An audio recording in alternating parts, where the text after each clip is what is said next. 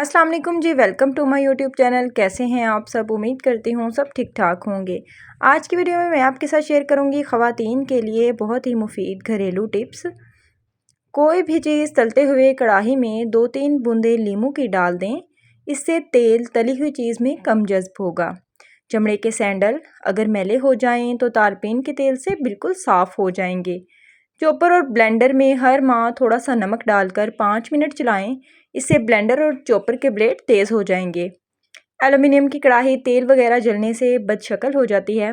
इसको साफ़ करने के लिए रेग माल का इस्तेमाल करें। पंखों को साफ़ करने के बाद अगर इनके किनारों पर मिट्टी का तेल लगा दिया जाए तो पंखों को जंग नहीं लगता और पंखे बिल्कुल नए जैसे रहते हैं। पंखों के किनारों पर टेप लगा दें, इससे पंखे जल्दी गंदे नहीं होंगे और अगर हो भी जाएं तो आसानी से साफ़ हो जाएंगे।